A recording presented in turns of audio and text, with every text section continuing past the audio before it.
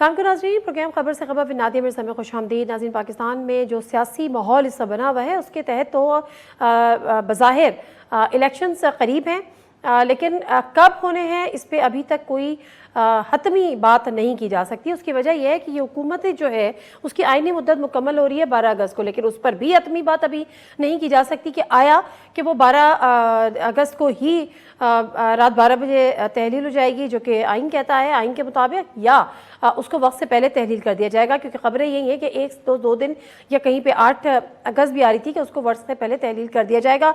और इसी हवाले से मुशावरत भी जारी है। सदर आसिफ अली जरदारी साहब दुबई पहुंचे हैं, उनकी कुछ अहम मुलाकातें हैं। मरीम नवाज साहिबा इत्तलात है कि आज वापस आ रही हैं, लेकिन नवाज शरीफ साहब भी सऊदी अरब में। ये सारे मामला चल रहे हैं, सियासी मामला, इस पर ज़रा गुफ्तगू करेंगे। और उसके साथ साथ जो नई मरदमशुमारी का मामला है कि नई मरदमशुमारी पे MQM का ये मुतालबा सामने आया है कि जी जो नए इलेक्शन हो वो नई मरदमशुमारी के तहत ही हो। हमें और आपको शायद ये याद है, मुझे तो कम से कम पता है कि जो काउंसिल ऑफ कॉमन इंटरेस्ट जो कि 2017 में जिसका 2017 में जो मरदमशुमारी हुई थी और उसके बाद 2018-19 में PTI की हुकूमत में जो काउंसिल ऑफ कॉमन इंटरेस्ट का ये इजलास मीटिंग हुई, इजलास बुलाया गया, उसमें ये बात तय हुई कि नए इंतखाबात उसी के तहत होंगे। लेकिन उसके बावजूद ये कि नई सेंसस हो गई, मरदमशुमारी मुकम्मल हो गई, उसका ऑडिट भी मुकम्मल होने जा रहा है, अभी तक इस चीज़ की क्लैरिफिकेशन या कंफर्मेशन नहीं है कि आया इंतखाबात कब होंगे। हमें जो सियासी मामला है उस पर हम बात करेंगे मोहम्मद मालिक साहब से, सीनियर जर्नलिस्ट, पॉलिटिकल एनालिस्ट हैं। साथ साथ जो MQM का मौक़िफ़ है उसके लिए हमें ज्वाइन करेंगे senior deputy convener MQM Mustafa कमाल साहब। लेकिन उससे पहले, इन मामलात की तरफ जाने से पहले, मैं आपकी तवज्जो एक इंतहाई तकलीफ दे और काबिले मुज़म्मत एक वाक़या जिसमें हमने एक सोशल मीडिया पे एक वीडियो गर्दिश कर रही थी, पहले हम वो वीडियो देख लेते हैं। वो सर्विसेज हॉस्पिटल की है जिसमें लाहौर में बहुत बारिशें हुई हैं और इस बारिशों से जिस तरह से निपटा है बकौल हमारे प्राइम मिनिस्टर शहबाज शरीफ साहब ने। वो कहते हैं कि मैं शहबाज शरीफ स्पीड हुआ करता था लेकिन मुझे भी पीछे छोड़ दिया मोहसिन नकवी साहब ने, यानी वो मोहसिन नकवी स्पीड पार्ट 2 हो चुके हैं। लेकिन उसके बावजूद पंजाब में, लाहौर में सड़कों पर, लाहौर के हॉस्पिटल्स की क्या हालत ज़ार है, ज़रा इस वीडियो में मुलाहिजा फरमाइएगा। ये सर्विसेज हॉस्पिटल के बाहर के ये सड़कों के मनाजिर है, लेकिन मामला यहाँ पर ख़त्म नहीं हुआ। सर्विसेज हॉस्पिटल के अंदर भी उसी तरह से पानी आ गया और लोग यहाँ पर पानी में, अब आप ये सोचें कि यहाँ पे जो इक्विपमेंट होगा, यहाँ पे जो पेशेंट्स हैं, उनके जो अटेंडेंट्स हैं, वो सारे किस हद तक तकलीफ का और परेशानी का उन्होंने सामना किया होगा। लेकिन मामला यह है कि बात यहाँ पे ख़त्म नहीं होती। ऑपरेशन थिएटर के अंदर बिजली, जब हॉस्पिटल की बिजली चली गई और ड्यूरिंग ऑपरेशन चली गई, वहाँ पर एक डॉक्टर जो कि खुद सर्जन थे, उन्होंने वो वीडियो बनाई और उन्होंने सोशल मीडिया पे डाल दी। यकीनन नॉर्मली हम ऐसी प्रैक्टिस नहीं देखते, लेकिन आप सोचें कि 1 घंटे से वो मरीज़ जो कि बेहोश है, उनका ऑपरेशन रुका हुआ है और वहाँ पर बिजली नहीं है, और जो VIP जो बिल्डिंग है, जो एरिया है, वहाँ पे जनरेटर चल रहे हैं, यहाँ पे जनरेटर में पेट्रोल नहीं है और पेट्रोल डालने के पैसे भी नहीं है। वो क्या वीडियो थी, जरा वो भी देखते हैं। अस्सलाम वालेकुम जी, हम लोग सर्विसेज हॉस्पिटल से हैं। नाक कान गले का ऑपरेशन थिएटर है, ये ऑपरेशन चल रहे हैं। 3 किस्म के मरीज हैं जो अभी बेहोश हैं और उनके ऑपरेशन चल रहे हैं। इस दौरान जनरेटर का तेल खत्म हो गया जनाब। आपको शायद इस वीडियो में भी आवाज आ रही हो कि नीचे जो VIP ब्लॉक है ना, उसका जनरेटर चल रहा है, लेकिन ऑपरेशन थिएटर्स के जो है ना वो जनरेटर बंद हो गए। ये मरीजों ने कैसे उठना है हमें कुछ नहीं पता। ये इस मुल्क के अशराफिया का हाल है कि गरीब मरीजों के लिए तो इनके पास तेल नहीं है, लेकिन VIPs के जनरेटर की आवाज आपको इस वीडियो में भी आ रही होगी, उनके सारा कुछ चल रहा है। तो खुदारा इन मरीजों के बारे में हमें बताएं कि पिछले आधे घंटे से ये जो मरीज बगैर बिजली के यहाँ पे लेटे हुए हैं, उनका हमने क्या करना है। ये इस मुल्क के और ये इस मुल्क के अस्पतालों के हालात है। थैंक यू जी। कितनी अफसोसनाक और दिल दहला देने वाली ये वीडियो है। हमारे साथ डॉक्टर अदील कुरैशी मौजूद है कि जो कि प्रेसिडेंट हैं young doctor association services hospital Lahore के। जी अस्सलाम वालेकुम डॉक्टर अदील साहब। जी वालेकुम अस्सलाम। डॉक्टर अदील साहब, ये मामला जिस तरह से सोशल मीडिया पे ये वीडियो गर्दिश कर रही है, तो मैं तो इसको देख के कम से कम मतलब मेरे पास तो आई वॉज स्पीचलेस, मेरे पास तो अल्फाज ख़त्म हो गए कि मतलब हम किस हालत में रह रहे हैं। मतलब मरीज़ ऑपरेशन थिएटर पे मौजूद है और बेहोश है और बिजली नहीं है। ये क्या मामला है, क्या सहूलियात है वहाँ पर? जी बिस्मिल्लाहिर्रहमानिर्रहीम। सबसे पहले तो मैं इस वाकया को शुरू करने से पहले एक करेक्शन थोड़ी सी कर दूं कि आपने शुरू में कहा कि पानी बहुत ज्यादा खड़ा था और बारिश हुई जिसकी वजह से ये सारा बिजली का जो सिस्टम था ये इफेक्ट हुआ। 3-4 महीने पहले भी सर्विसेज हॉस्पिटल की एक वीडियो वायरल हुई थी जिसमें कि एक मरीज ऑपरेशन थिएटर में था जिसको कमर में इंजेक्शन लगाया जा रहा था और डॉक्टर हजरात जो थे वो अपने हाथ से मरीज को हवा दे रहे थे। उस दिन कोई इस तरह का चीज नहीं थी कि बारिश हुई हो जिसकी वजह से बिजली मुअत्तल हुई हो। अब मैं आपको बताता चलूं कि ये तकरीबन पिछले साल से मैडम ये काम चल रहा है हॉस्पिटल में। हम लोगों ने मुतअद्दिद बार प्रिंसिपल साहब को भी अप्रोच करने की कोशिश की, उनको बताएं ये क्या क्या इश्यूज हैं। इसमें एसी हॉस्पिटल के एसी नहीं चलते जहाँ पे मरीज हैं, आपके वार्ड्स के अंदर, ऑपरेशन थिएटर के अंदर इतने बुरे हालात हैं, इतनी ज्यादा गर्मी है। सर्जन्स का कहना ये है कि हम ऑपरेशन तो कर देते हैं लेकिन बाद में मरीजों के जख्म खराब हो जाते हैं एसी ना होने की वजह से। ये वाकया आपके सामने है। ये 50 मिनट तक बिजली नहीं आई। मरीज का टॉन्सिल्स का ऑपरेशन था। टॉन्सिल्स के ऑपरेशन जो डॉक्टर्स रहते हैं वो तो इस चीज को बाखूबी समझते होंगे, लेकिन दूसरे लोगों के लिए मैं बताता चलूं कि उसमें ब्लीडिंग बहुत ज्यादा होती है और आपको सक्शन मशीन की जरूरत होती है, वहां से ब्लड निकालना पड़ता है मुंह से। लेकिन जब बिजली नहीं होगी, जब इस तरह का कोई चीज होगी तो फिर वो तो सक्शन मशीन तो काम ही नहीं करेगी, तो वो भी पूरा नहीं किया जा सकता। तो अगर इस मरीज को खुदा ना खास्ता कुछ हो जाता या जो दूसरे 2 और ऑपरेशन हो रहे हैं उनको कुछ हो जाता तो उसका जिम्मेदार कौन था? अच्छा ये बताएं, ये जो 50 मिनट तक बिजली नहीं थी तो ये 50 मिनट तक मरीज जो था ये ऑपरेशन बेड पे बेहोश पड़ा रहा? जी ऑब्वियसली जाहिर सी बात है कि हम जब मरीज का ऑपरेशन चल रहा है, दरमियान में है, तो उसको होश में तो ला नहीं सकते। होश में लाएंगे तो वो तो मरीज बिल्कुल खराब हो जाएगा। ये एक ऑपरेशन थिएटर का मामला है। इसके अलावा हॉस्पिटल में दूसरे ऑपरेशन थिएटर्स भी हैं, जिस तरह गायनी ऑपरेशन थिएटर है, जिस तरह आपके इमरजेंसी ऑपरेशन थिएटर होते हैं, वहां पे दूसरे जो ऑपरेशंस थे वो चल रहे थे। और ये वाकया मैं समझता हूँ कि आज का नहीं है, ये तो हर हफ्ते में आपको 1-2 वाकयात जो हॉस्पिटल्स में हैं वो मिल जाते हैं। अच्छा चूंकि डॉक्टर अदील, सॉरी मैं आपकी बात काट रही हूँ, क्योंकि ये वाकया मंजर आम पर उन जो डॉक्टर हैं, जो सर्जन हैं, उन्होंने बड़ी हिम्मत का मुजाहरा किया कि ये वीडियो सोशल मीडिया पे डाल दी। उनसे हमारी बात भी हुई थी, लेकिन उस पर नोटिस लिया और मोहसिन नकवी साहब जो कि CM हैं, उन्होंने एक ट्वीट भी कर दी है कि जी ये मामला उनकी नॉलेज में आया है और वो इस पर एक्शन लेंगे। उन्होंने एक बना दी है, वो इन्वेस्टिगेट करेगी और रात में उनको रिपोर्ट देगी। तो कोई उनको ये बताया कि ये this is not the first time? जी मैं उसी तरफ आ रहा था। असल में होता इस तरह से है कि जैसे ही इस तरह का कोई वाकया आता है तो जो हॉस्पिटल के MS साहब हैं उनको टर्मिनेट कर दिया जाता है, जो बिल्कुल भी इस मसले का हल नहीं है। MS साहब हमारे साथ पिछले काफी अरसे से वैसे भी लाइव जोन पे थे, वो काम भी कर रहे थे, एनर्जेटिक भी हैं, वो सारी चीजें ठीक उस तरह से चल रही थी। लेकिन मैं आपको बताता चलूं कि हॉस्पिटल में लैब्स नहीं हो रही थी, हॉस्पिटल में मेडिसिन नहीं आ रही। हॉस्पिटल के जो मैनेजमेंट का ग्रुप है उसमें हमने मुतअद्दिद बार इस तरह की चीजों की स्क्रीनशॉट भेजे, तस्वीरें भेजी, स्ट्रेचर्स की तस्वीरें भेजी। पिछले दिनों व्हील चेयर पे एक खातून ने एक बच्चे को जन्म दे दिया। उसके बाद सिक्योरिटी ब्रीच हुआ हॉस्पिटल में। इन सारी की सारी चीजों का कोई ना कोई तो जिम्मेदार होगा। 5 दिन पहले हम लोगों की मुलाकात हुई प्रिंसिपल सिम्स के साथ, जो सर्विसेज हॉस्पिटल के प्रिंसिपल हैं। उनको हमने ये सारी की सारी चीजें बताई कि सर एसी नहीं चलते, दवाइयां नहीं आती, हॉस्पिटल में बिजली का निजाम जो है वो खराब हुआ है, ड्रेनेज का निजाम खराब है, स्ट्रेचर पे व्हीलचेयर पे जो एक खातून है उसने जन्म दे दिया। ये सारी चीजें उनको बताई गई, लेकिन उसके बावजूद उससे एग्जैक्ट 4 दिनों के बाद आप देख लें कि ये वाला वाकया पेश आ जाता है। ये चीज जाहिर करती है कि इन लोगों की जो तरजीहात है वो क्या है। एग्जैक्टली, बिल्कुल आप दुरुस्त फरमा रहे हैं। Thank you very much doctor Adeel Qureshi साहब हमें ज्वाइन की और तमाम जो वहाँ पे सूरत हाल है उससे आगाह करने का। बात यहाँ पे तरजीहात की है, क्योंकि एक तरफ जो बेहोश पेशेंट्स हैं वो ऑपरेशन बेड्स पे पड़े हुए हैं, इंतजार कर रहे हैं। टॉन्सिल्स का उनका ऑपरेशन है जिसमें शदीद ब्लीडिंग होती है, वो डॉक्टर साहब फरमा रहे हैं, और उनको 50 मिनट तक इंतजार करना पड़ा कि वो लाइट आए। लाइट का सिर्फ नहीं, पेट्रोल नहीं था, जनरेटर नहीं चल रहा।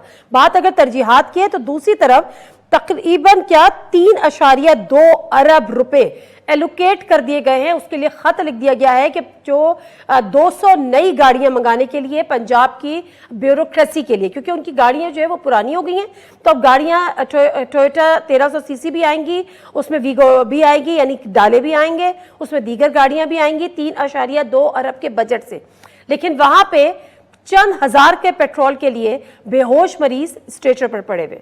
ब्रेक ले लेती हूँ, ब्रेक से वापस आती हूँ। मुस्तफ़ा कमाल साहब हमारे साथ होंगे।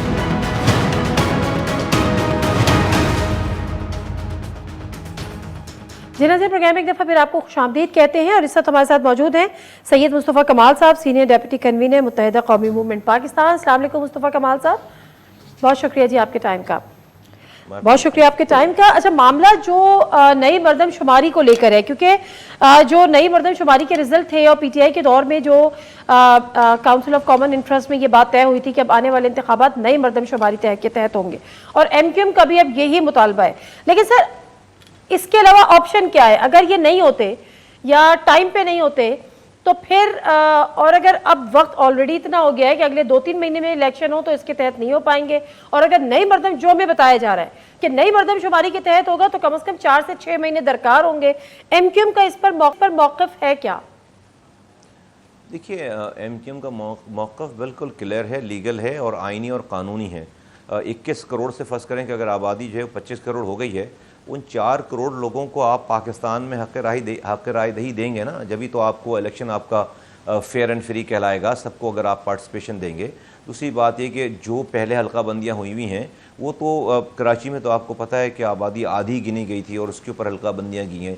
तो जब आप फेयर एंड फ्री इलेक्शन के कॉन्सेप्ट की बात करते हैं तो इस कॉन्सेप्ट में जब आप ये कहते हैं कि हम पुरानी हल्का बंदियों पे करेंगे और जबकि सेंसस पुरानी सेंसस पे करेंगे, और जबकि नया सेंसस हो चुका है, वो उसका ऑडिट चल रहा है और ऑडिट की डेट भी ख़त्म हो गई है, और अब ऑडिट के भी रिपोर्ट जो है वो आ जाएगी 1-2 दिनों में, और हल्का बंदियाँ अभी तो गवर्नमेंट चल रही है, 3 महीने इसके बाद हैं, तकरीबन 15-16 दिन इस से ज़्यादा इस दौर में भी रह गया है।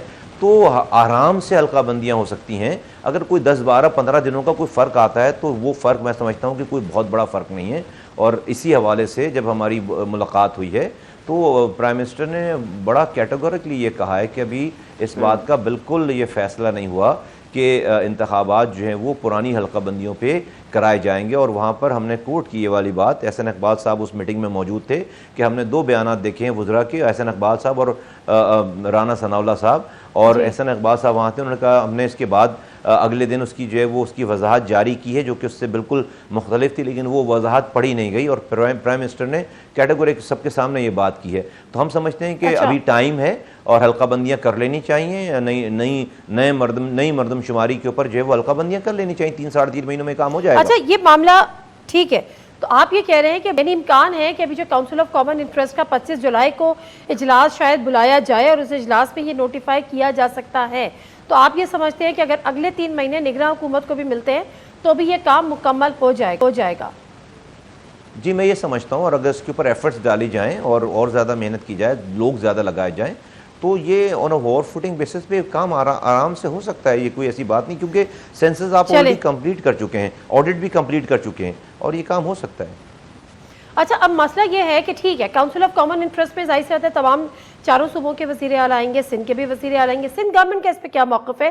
क्योंकि यही बल्दियाती इंतखाबात में हल्का बंदियों की वजह से आपको इलेक्शन का बाइकआउट करना पड़ा। अब सिंध गवर्नमेंट का क्या मौक़िफ़ होगा, ये बड़ा इंपॉर्टेंट होगा। सिंध के वज़ीर आला क्या सोचते हैं, ये बड़ा इंपॉर्टेंट होगा, क्योंकि इससे डेफिनेटली वोटर लिस्ट भी तब्दील होगी, इससे हल्का बंदियाँ होंगी, इसमें जो कौमी असम्बली की सीट्स हैं उसमें भी डिफरेंस आ सकता है।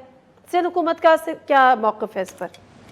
नहीं, सिंध हुकूमत का तो मैं तर्जुमान नहीं हूँ, वो आई डोंट नो कि उनका क्या मौक़िफ़ होगा, लेकिन उनका मौक़िफ़ जो है वो भाई आबादी बढ़ी है, लोग बढ़े हैं, तो उस पर डिलिमिटेशन होनी है, उसके ऊपर मौक़िफ़ की तो कोई अहमियत नहीं है। जो भी मौक़िफ़ हो भाई, ये तो हर दफ़ा जब सेंसस होगा लोग बढ़ेंगे, आबादी बढ़ेगी, डिलिमिटेशन होंगी, कहीं सीटें बढ़ेंगी कहीं कम होंगी, ये तो दुनिया इसी तरह से बढ़ रही है, फैल रही है। तो मैं समझता हूँ कि इसके ऊपर किसी का मौक़िफ़ ना जानने की ज़रूरत है ना किसी को मानने की ज़रूरत है। हाँ, लोगों को सही गिना जाना चाहिए, इसके ऊपर मौक़िफ़ आना चाहिए, हल्का बंदियाँ सही होनी चाहिए, ज़ुबान की बुनियादों पर काट पीट नहीं की जानी चाहिए, जेरिमेंडरिंग नहीं होनी चाहिए, वोटर लिस्टों में ये जो बिगाड़ है ये बिगाड़ नहीं होना चाहिए, ये तमाम चीज़ें होनी चाहिए मेरा ख्याल है। अच्छा, जो आपके कैंपेन थी कि कराची को पूरा नहीं गिना जा रहा, पूरा गिना जाए, वो आपका मुतालबा मुकम्मल हो गया, पूरा हो गया? नहीं, अभी हमारा मुतालबा हमें नहीं पता कि नहीं, हमारा मुतालबा नहीं पता, हमें नहीं पता कि हमारा मुतालबा पूरा हो गया नहीं हो गया। हमारे मुतालबे की वजह से 1,35,00,000 पे आबादी ख़त्म कर रहे थे 7 अप्रैल को, और जब 23 मई को उन्होंने फिर डेट एक्सटेंड करते करते यहाँ तक आए तो 56 लाख लोगों का इजाफा हुआ। ये हमारे मुतालबे की वजह से हुआ। उसके बाद एक ऑडिट का एक क्लॉज है जो कि ऑडिट हो रही है, 1% ऑडिट का उसके अंदर एक आईनी और कानूनी रिक्वायरमेंट है, उस रिक्वायरमेंट को फुलफिल की जा रही है, उसके ऊपर काम हो रहा है। उसके अंदर और ज़्यादा जो खराबियां हैं वो निकल कर आएंगी, यकीनन वो लोग कर रहे हैं, जो लोग वो बताएंगे PBS का डिपार्टमेंट, और हम समझते हैं कि उसके बाद बहुत हद तक बेहतरी आएगी। अब जब रिजल्ट आएगा तो मैं इसके ऊपर कमेंट कर पाऊंगा कि आया कि जो हमारी बात है, जो हमारे पास सबूत शवाहिद हैं, आया कि वो हमारी उन सबूत शवाहिद के बना पर तमाम बातें मानी गई या नहीं मानी गई। ये हमारे सबूत शवाहिद की वजह से ही 56 लाख लोगों का इजाफा हुआ है 7 अप्रैल से लेकर 23 मई तक। बिल्कुल दुरुस्त है। अब दो चीज़ें हैं, एक तो ये कि जाहिर सी बात है आपका एक हल्का बंदियों को लेकर भी आपकी कुछ रिजर्वेशंस थी। मैं बात कर रही हूँ बल्तियाती इंतखाबात की। जब कुछ ना हो सका तो आपने बाइकआउट कर दिया इंतखाबात से। मुझे नहीं पता कि आप समझते हैं कि वो गलती थी या बहरहाल आपकी नज़र में दुरुस्त फैसला हो, लेकिन बहरहाल अब जो आपका मुतालबा है कि नई मरदमशुमारी के तहत ही इलेक्शंस हो, अगर ये भी पूरा नहीं होता तो फिर MQM कहाँ खड़ी होगी? क्या फिर वो किसी बाइकआउट की तरफ गौर करेगी या फिर लामोहल्ला इलेक्शन में जाएगी? कोई बॉयकॉट नहीं कर रही MQM, और हर हाल में इलेक्शन में हिस्सा लेंगे। लेकिन हम समझते हैं कि जो हमारी बात है सही बात है और लीगल बात है, जायज़ बात है और आईनी और कानूनी बात है, हमारी बात इनको मानना पड़ेगी। आपने जिक्र किया लोकल गवर्नमेंट के इलेक्शंस का, मैं आपको 1 मिनट के अंदर आपको ब्रीफ दे दूं कि वो ये कहानी थी कि हम कह रहे थे 70 यूनियन काउंसिल्स आपने कम कर दी हैं। वो उन्होंने बहुत देर के बाद 4 महीनों के बाद 53 यूनियन काउंसिल्स मान ली कि हाँ हमसे गलती हो गई है। उस मानने के बाद उन्होंने एक लेटर लिखा। उस यूनियन काउंसिल के वजूद के विड्रॉल का जब लेटर विड्रॉ हो गया तो इसका मतलब है कोई यूनियन काउंसिल मौजूद ही नहीं रही। फिर उन्होंने इलेक्शन कमीशन को एक लेटर लिख दिया कि आप हमें 30 दिन का टाइम दें, हम यहां पर 53 यूनियन काउंसिल ऐड करके फिर इंतखाबात करवाते हैं। इलेक्शन कमीशन ने यह बात नहीं मानी, सियासी पार्टियों के पास हम गए, उन्होंने ये बात नहीं मानी। तो इस 10-1 के विड्रॉल के बाद अगर 53 यूनियन काउंसिल मानने के बाद MQM इलेक्शन में हिस्सा ले लेती तो ये 53 यूनियन काउंसिल्स कराची में कभी ऐड नहीं हो पाते। हमारे बॉयकॉट करके फॉलोअप करने की वजह से ये 53 यूनियन काउंसिल इलेक्शन के बाद ऐड हुई। कराची आप 246 यूनियन काउंसिल्स पे इलेक्शन हुए थे, आज कराची की ऑफिशियल कॉन्स्टिट्यूंसीज जो 299 है।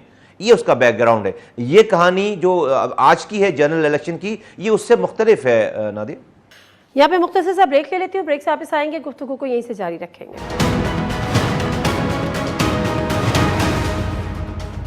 जी नाज़रीन, प्रोग्राम में एक दफ़ा फिर आपको खुश आमदीद। तो मैं मुख्तसरन आपसे वन लाइनर जानना चाह रही हूँ। मुर्तज़ वहाब साहब मेयर बन गए, मेयर कराची, किस तरह से आप उनकी परफॉर्मेंस को देखते हैं अब तक, अगर कंपैरिजन किया जाए पिछले मेयर्स की जिसमें आप भी शामिल हैं और आपका नाम हमेशा से टॉप ऑफ द लिस्ट रहा है, उसके बाद नेमतुल्लाह खान साहब हैं, शायद अब्दुल सत्तार अफगानी साहब का भी नाम लेते हैं, तो इनको आप कहाँ ग्रेड करते हैं? देखिए, 15 सालों से पीपल्स पार्टी की हुक्मरानी है और पीपल्स पार्टी ने 15,000 अरब रुपए अपने ऑफिशियल रिकॉर्ड के मुताबिक, वो खुद कह रही है, उसने खर्च किए 15,000 अरब। ठीक है, 15,000 अरब में 15 दफ़ा सिंध जो है बिल्कुल आप बिल्डोज करके जीरो करके इसको दोबारा से बना सकते थे सही तरीके से। आज जो सिंध का जो हशर है, इंक्लूडिंग कराची, पीने का पानी आता नहीं है, सीवरेज का पानी घर से जाता नहीं है, कचरा आप उठाते नहीं है, रात में बिजली नहीं है, सुबह गैस नहीं है। एक नौकरी 5 लाख लोगों को रोज़गार दिया गया है सरकारी महकमों में, एक नौकरी कराची हैदराबाद वालों को नहीं दी है।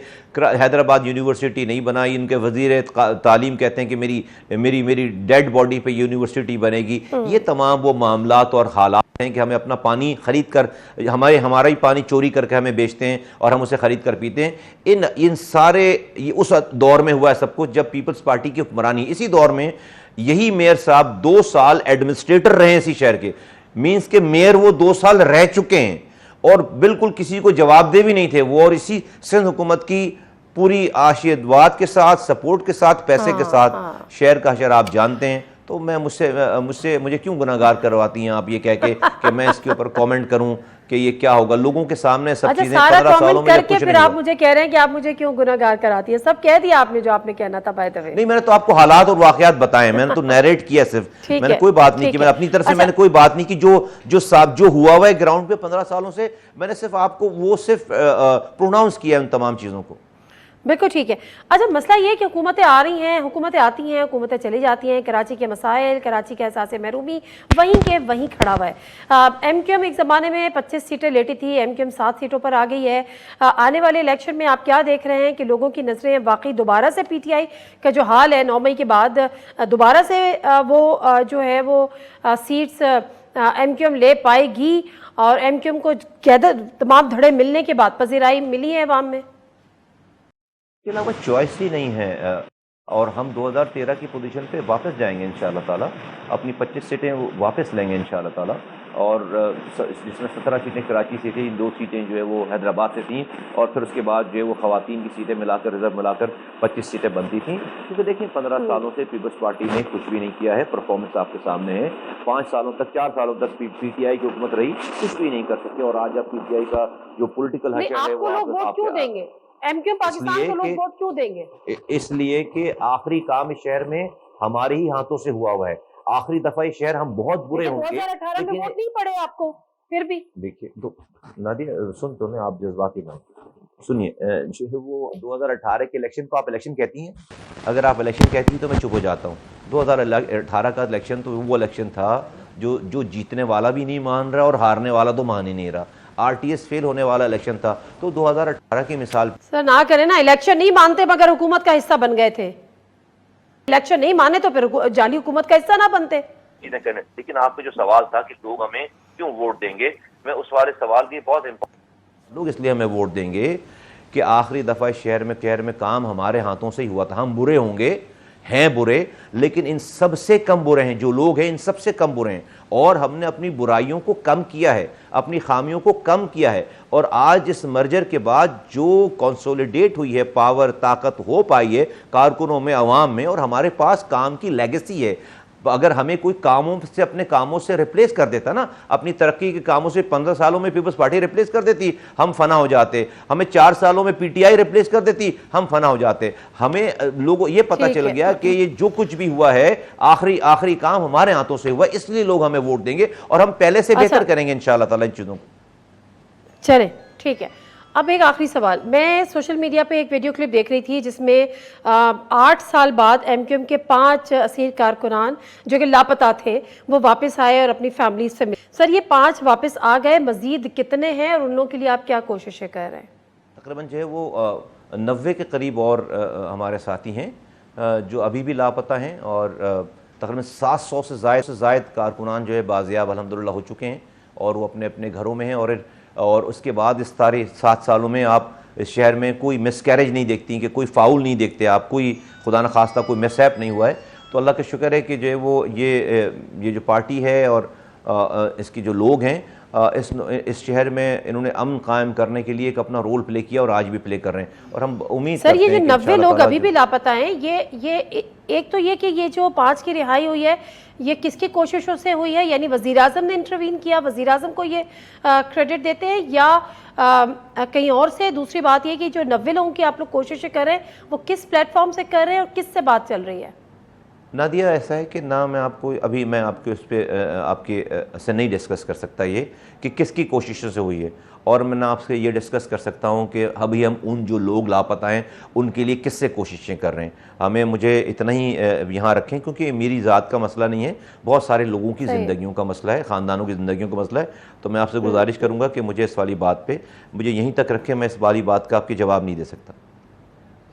चलें, thank you very much Mustafa कमाल साहब टाइम का और सवालों के जवाब देने का। बड़ी लॉजिकल बात है जो मुस्तफ़ा कमाल साहब ने यहाँ पर की है कि नई मरदमशुमारी अगर कि हो चुकी है और 2017 में जो काउंसिल ऑफ कॉमन इंटरेस्ट के इजलास में मीटिंग में ये बात तय हो चुकी थी तो इसमें मुज़ायक़ा नहीं है। हाँ, कुछ लोगों को शायद ये सूट ना करे क्योंकि नई वोटर लिस्ट बनेंगी, नए जो यूथ है उनमें कई वोटर लिस्ट में जवान लोगों का इजाफा होगा, नौजवानों का इजाफा होगा, नई हल्का बंदियाँ होंगी तो मज़ीद सीट्स होंगी, चाहे वो पंजाब से भी हो सकती हैं, सिंध से भी हो सकती हैं, सिंध की दारुल खुलाफा कराची से भी हो सकती है। तो शायद ये बहुत सारे उनको सूट ना करती हो, लेकिन लॉजिकल बात है कि जब हो गई है मरदमशुमारी तो आने वाले इलेक्शन नई मरदमशुमारी के तहत ही होनी चाहिए। There is a will, there is a way. मुख्तसर ब्रेक ले लेती हूँ, ब्रेक से वापस आऊँगी तो मालिक साहब हमारे साथ मौजूद होंगे, सीनियर जर्नलिस्ट, सीनियर एनालिस्ट, उनसे ज़रा मुल्क की सियासी सूरत हाल पर बात करेंगे। जनाज़े प्रोग्राम एक दफ़ा फिर आपको खुशामदीद कहते हैं और हमारे साथ मोहम्मद मालिक साहब मौजूद हैं, सीनियर जर्नलिस्ट हैं, सीनियर एनालिस्ट हैं, अपना प्रोग्राम कर रहे होते हैं। जी अस्सलाम वालेकुम मोहम्मद मालिक साहब। जी अस्सलाम वालेकुम। मोहम्मद मालिक साहब, मसला ये है कि जब हम ये बात करते हैं कि इतनी अनसर्टेनिटी क्यों है, 2008 का इलेक्शन हो, 2013 का इलेक्शन हो, 2018 का इलेक्शन हो, हमें पता होता था यकीनन ट्रांसमिशंस होती थी, सारी तैयारी होती थी कि कब असेंबली की मुद्दत मुकम्मल हो जाएगी, कब ये हुकूमत घर चली जाएगी, कब नए इलेक्शन हो जाएंगे। लेकिन इस दफ़ा जो है इसकी वजूहात क्या हैं, सिवाय ये कि पीटीआई इलेक्शन में होगी या नहीं होगी? पीटीआई तो होगी, बात यह है कि क्या पीटीआई के कैंडिडेट्स कितने होंगे वो सवाल है। पार्टी का बैन तो मुझे नजर नहीं आता, लेकिन उनके चेयरमैन का बैन डेफिनेटली नजर आता है। और मेरा ख्याल है कि इलेक्शन की सबसे बड़ा जो पॉइंट है, जो पिवटल पॉइंट है, वो यही है कि खान साहब का क्या स्टेटस हो कम नवंबर, कम दिसंबर, व्हेनेवर जब भी होने हैं, कि क्या वो पाबंद सलासल हैं, क्या वो इनकम्युनिकाडो हैं, क्या वो इस पोजीशन में हैं कि अगर बाहर कन्वेंसिंग नहीं कर सकते तो अगर घर से भी वीडियोस करते हैं तो मेरा ख्याल है वो भी रिजल्ट टोटली बदल सकता है और ये अफोर्ड नहीं करते। तो मेरा ख्याल है कि उनके केसेस कम अज कम एक आधे केस का फैसला और उनकी इंकार्सरेशन पिवटल इम्पोर्टेंस की है। रही सही बात गवर्नमेंट के भी मिक्स बयान आते हैं। राना सनाउल्लाह साहब का कुछ दिन पहले बयान आया कि जी हम, आपको याद है ना, एमक्यूएम तो कॉन्स्टेंटली कह रही है कि जी आप नया सेंसस लाएं और उसके मुताबिक इलेक्शन करवाएं। राना सनाउल्लाह साहब ने कहा कि जी वो हम हो सकता है सीसीआई अगर सेंसस को ओके भी कर दे, हम नोटिफाई नहीं करेंगे। देखिए सीसीआई का अगर फैसला हो जाएगा तो हफ्ते 8 दिन के बाद वैसे ही वो आ जाता है इन प्रैक्टिस। और अब हम जो सुन रहे हैं कि 25 तारीख को शायद काउंसिल ऑफ कॉमन इंटरेस्ट का इजलास शेड्यूल्ड है। मेरी इत्तला ये है कि शायद 25 को भी ना हो, ये 31, और उसमें पिछले ये टेक्निकली हर 3 माह बाद होना चाहिए सीसीआई का इजलास। ये गवर्नमेंट ने पूरी टेनर में एक दफा भी नहीं बुलाया। अब आज जाने से पहले आखिरी 15 दिन में क्यों बुलाया जा रहा है? तो 90% यही कहा जा रहा है कि जी इसमें सेंसस अप्रूव करेंगे। अगर ये नोटिफाई ना भी करें तो अगर ये 31 को करते हैं इजलास और ये सेंसस अप्रूव कर देते हैं, नहीं हल्का वो सारा चले भी जाए 8 तारीख को, तो फिर केयर टेकर्स को करना पड़ेगा। तो वो फिर 1 डेढ़ 2 माह उसमें ऐड और हो जाएगी। जी जी जी 4 माह तो ये कहेंगे देखें जी हमने तो कहा था, हम पुराने हलकों पे तैयार हैं, ये तो केयर टेकर्स ने करा दिया। तो चाहते ये हैं कि जो इमरान खान को अगर कोई सजाएं होनी है तो वो भी केयर टेकर्स के जमाने में हो। अगर सेंसस के बाद नई हल्का बंदियों के इलेक्शन डिले होना है वो भी उनके हो, क्योंकि डिले इनको भी सूट करता है। जब आप आज भी बिजली एकदम 7 रुपए यूनिट एकदम बढ़ाएंगे, और इसके अलावा भी और भी जैकअप होनी है प्राइसेस, ये भी यहाँ रुकना नहीं है सिलसिला। तो ये तो चाहेंगे कि जितना गैप पड़ जाए इनमें और इलेक्शन में, और लोगों को इनका ख्याल ये है कि लोग फिर केयर टेकर्स को गालियां निकालेंगे, बिकॉज जो भी इन सैडल होता है तो गालियां तो उसको पड़ती है ना। तो इनका ख्याल है कि शायद मेमोरीज में गैप आ जाएगा। तो आप ये कह रहे हैं कि ये सॉरी सर, आप ये कह रहे हैं कि पीएमएलएन को सूट करता है कि इलेक्शंस जो है वो मजीद डिले हो जाए, लेकिन पीपल्स पार्टी क्या कहती है? पीपल्स पार्टी तो कहती है कि जो इत्तलात है कि वो डिले के हक में नहीं है। नहीं, देखिए इन दोनों को जो मर्जी कहते रहे, पीपल्स पार्टी का स्टांस इसलिए वो ज्यादा स्ट्रांग लेना स्टांस सपोर्ट करते हैं कि उनके पास वजीर आजम का ओहदा नहीं है। वजीर आजम का ऑफिस, प्राइम मिनिस्टर का ऑफिस पीएमएलएन के पास है। ये जो कंपल्शन है कि पीपल्स वो होगा, केयर टेकर प्राइम मिनिस्टर का सारा वो सब कुछ होगा, लेकिन दोनों एक बात मुतफिक हैं कि इमरान खान मैदान में ना हो। और इनको फायदा इन दोनों का ये है कि इनकी जो लड़ाई है वो बोझ इनके लिए अब कोई और लड़ रहा है। May 9 के बाद तो अब बिल्कुल लाइन ड्रॉ हो गई है between institution and Imran Khan. तो जो इनका सबसे बड़ा बोझ था वो तो इनके ऊपर से वैसे हट गया इमरान का। अब इनके ऊपर बोझ है महंगाई का, ये बिजली की चीजों का, बुरे हालात, जो माशी हालात, उसमें जितने गैप पड़ेगा वो इनको शूट करता है। ठीक है। अच्छा सर, जो मर्जी कहते रहे, चाहते यही है ये कि कम अज कम इनकी हुकूमत छोड़े और इलेक्शन में कुछ माह का डिफरेंस होना चाहिए। सर फिर एक दूसरा सवाल जो कि मोस्ट कॉमन क्वेश्चन है, जो हर जगह आज पूछा जा रहा है कि who will be the caretaker government and prime minister, और बड़े नाम आते रहे, कभी मोहसिन नकवी नाम का भी आया, दीगर लोगों का भी आया, कुछ सहाफ़ियों का भी आया। आपके पास क्या नाम है सर? देखिए नाम तो टू बी वेरी ऑनेस्ट 3 लोगों का पता है, पता होगा। एक है जरदारी साहब, एक है नवाज शरीफ साहब और एक है आर्मी चीफ, बिकॉज उनका अप्रूवल भी इसके अंदर चाहिए। इनकी एक स्ट्रेस आपने एक चीज नोट की होगी, पीपल्स पार्टी के लीडर्स और इनके भी काफी ज्यादा एक बहस चल रही है डिफरेंट प्रोग्राम से। आप सवाल करें या ना करें, वो अपने से एक बात जरूर करते हैं कि जी हमारे ख्याल में पॉलिटिशियन होना चाहिए केयर प्राइम मिनिस्टर, और वो नहीं होना चाहिए कोई इकोनॉमिस्ट नहीं होने चाहिए। तो खतरा ये है पीपल्स पार्टी और पीपीपी के टॉप लीडर्स दोनों को कि ये ना हो कि इकोनॉमिस्ट आए कि बात लंबी चल पड़े। और आपने लेटली देखा है कि बहुत ज्यादा इकोनॉमिक इनिशिएटिव्स के अंदर आदमी बड़ी खुल के डायरेक्टली इन्वॉल्व हो रही है। फैसिलिटेशन काउंसिल है, फिर एग्रीकल्चर सेमिनार हुआ, फिर आईटी का भी बहुत बड़ा हुआ। इन तमाम चीजों में direct responsibility military leadership involve हो रही है, कर रही है। अब इनको अंदर से ये भी डर है कि अगर कोई इकोनॉमिस्ट आ गया और ये इंस्टीट्यूशन की इन्वॉल्वमेंट इकोनॉमी में बहुत ज्यादा ओपनली हो रही है, तो ये ना हो कि हमारे साथ हाथ हो जाए। मेरी रिप्लाई ये है कि एक I know the name also but I am not going to name him now, लेकिन मेरा ख्याल है कॉम्प्रोमाइज कैंडिडेट एक फॉर्मर जज हैं सुप्रीम कोर्ट के, और एंड में अगर बहुत ज्यादा लगा इन दोनों साइड को कि नहीं थोड़ी सी बदमजगी हो रही है, तो ना इकोनॉमिस्ट आएगा ना पॉलिटिशियन आएगा, फिर वो जज साहब आ जाएंगे। अच्छा, चलिए देखते हैं कि इकोनॉमिस्ट आता है या पॉलिटिशियन जज साहब आते हैं जिनका आप जिक्र करें। लेकिन नवाज शरीफ कब आएंगे सर? देखिए जब इन्होंने डेट्स अनाउंस की थी, मैं अपने शो पे नादिया बार बार कह रहा था कि किसी कीमत पे 16 सितंबर से पहले नवाज शरीफ नहीं आएंगे। उनके भी लीगल इश्यूज हैं, गवर्नमेंट उनकी 1.5 साल से है। अगर उन्होंने आना होता तो आ जाते, अगर मेडिकल ग्राउंड्स की तो फिर वो दुबई तक आ सकते हैं, सऊदी अरेबिया तक आ सकते हैं, तो फिर वो पाकिस्तान भी आ सकते हैं। तो रीजन है नहीं, मेडिकल ग्राउंड्स की बात तो जाहिर सी बात है बहुत पीछे रह गई। उसके बाद वो यूरोप घूम के आए, उन्होंने फिर अभी उम्रा भी किया, और उसके बाद सऊदी अरब, दुबई, ये वो सारी जगह। तो अभी भी आप कह रहे हैं, क्योंकि वजीर कानून तो कह रहे थे कि तमाम जो कानूनी रुकावटें थी वो दूर कर ली गई हैं। देखिए जहाँ तक आने का ताल्लुक है, मेरा ख्याल है इलेक्शन अनाउंस होने पे भी नवाज शरीफ नहीं आएंगे।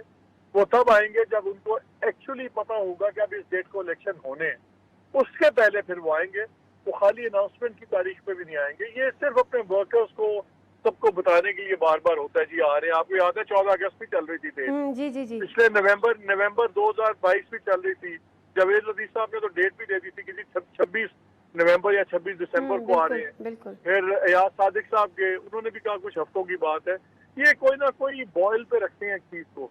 ही will not come till his legal issues are settled. He will not come जब बदियाल साहब जब तक चीफ जस्टिस हैं, और वो इलेक्शन तारीख पे भी नहीं आएंगे। वो तब आएंगे जब उनको एक्चुअली पता होगा कि यार अब इस तारीख को वाकई इलेक्शन हो रहे हैं, फिर उसके मुताबिक वो प्लान करेंगे। ठीक है। अच्छा सर, पंजाब के लिए कहा जा रहा है कि पीएमएलएन के लिए वफाक से ज़्यादा पंजाब इम्पोर्टेंट है। तो अगर नवाज शरीफ साहब क्या पंजाब में मरीम नवाज साहिबा जो हैं वो चीफ मिनिस्टर की कैंडिडेट हैं, और जो वफाक है चौथी दफ़ा आप नवाज शरीफ का आपको वज़ीर आज़म बनता देख रहे हैं, या शहबाज शरीफ साहब ही अगर नून लीग ही आ जाती है तो? देखिए जहाँ तक रावलपिंडी का ताल्लुक है, रावलपिंडी बहुत ज्यादा कंफर्टेबल है शहबाज शरीफ के साथ। उनका वर्किंग स्टाइल है, पुराना फेथ है, ट्रस्ट है, वो किसी को टकराव नहीं करते। नवाज शरीफ साहब की तो आदत है ना, 2-2.5 साल के बाद एक बार ही वो बम को लात तो मारते हैं, तो वो हमने हमेशा देखा है। तो कंफर्टेबल है, लेकिन मेरा ख्याल है, लेकिन डोंट रूल आउट कि अगर नवाज शरीफ साहब प्राइम मिनिस्टर बने, अगर उसी तरह चीजें चल रही हैं, तो आई वुडंट बी सरप्राइज है शहबाज साहब दोबारा सीएम बन जाए। उनको नहीं कोई प्रॉब्लम होगा इसमें, यकीन माने। आपको मुझे अजीब लगेगा, लेकिन वहाँ कोई ऐसा ये कोई do and die type issue नहीं है। तो मरीम नवाज साहिबा वही बात नहीं, आपको क्यों इतनी फिक्र है? आ जाएगी नहीं, मुझे फिक्र नहीं है सर। मैंने देखा है ख्वातीन बायस होती है कि आई एम नॉट बायस, मैं तो उनको प्राइम मिनिस्टर देखना चाहती हूँ, लेकिन अगर वो प्राइम मिनिस्टर नहीं बनती तो कम से कम चीफ मिनिस्टर तो बनना चाहिए उनको, नहीं? I think serious note, I think कि सिस्टम के अंदर उनके लिए भी बेहतर होगा कि पहले अगर वो आए, इलेक्शन जीते, और पहले कोई एक आधी मिनिस्ट्री चलाएं, जैसे बिलावल का आपने देखा।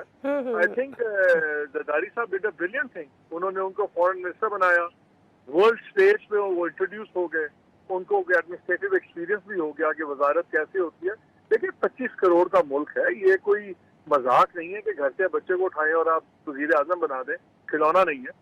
थोड़ा सर हम experience चाहिए। बिल्कुल ठीक है, बिल्कुल ठीक है। सिर्फ आखिरी बात ये पूछनी है, आप इलेक्शन से चेयरमैन पीटीआई को माइनस कर देते हैं या पीटीआई को ही बिल्कुल आप डाइल्यूट कर देते हैं, तो फिर रह क्या जाता है? क्या कंपटीशन होगा? मतलब क्या पीएमएलएन का पंजाब में कोई कंपटीशन होगा, सिंध में पीपल्स पार्टी का कोई कंपटीशन होगा, इसी तरह से फिर आप केपी में या वहां पर आगे आप देख लें बलूचिस्तान में, तो ये इलेक्शन है। नहीं तो कंपटीशन किसको चाहिए? ये पावर पॉलिटिक्स है। अब चीजें टोटली चेंज हो गई हैं। इस वक्त ये मसला नहीं है नादिया के कौन आता है, इस वक्त मसला ये है कि कौन नहीं आने दिया जाएगा किसी भी कीमत पे। That is part one, that is the real issue. Rest is just noise. Second our arrangement. Sir फिर रिजल्ट अनाउंस करा देते हैं ना इतनी लंबी चौड़ी प्रैक्टिस, इतना पैसा जाया। नहीं, वो तो एक लिहाज से तो अच्छा है। देखिए एक लिहाज से तो अच्छा ना, आप इलेक्शन से पहले ही काफी हद तक रिजल्ट का पता है। बिल्कुल ठीक है। Thank you sir, thank you very much. Mohammad Malik साहब हमारे साथ है, गौर के लिए उन्होंने क्लियर ये बात की है कि जाहिर सी बात है सिर्फ 1 पॉइंट एजेंडा है, पता चल जाएगा इलेक्शन कब होंगे कब नहीं होंगे। जिस वक्त ये पता चल जाएगा कि पीटीआई अब इस काबिल नहीं रही है कि वो इलेक्शन में कोई खातिर ख्वाह रिजल्ट दिखा सके। प्रोग्राम से दीजिए नादिम मिर्जा को इजाजत। अल्लाह हाफ़िज़।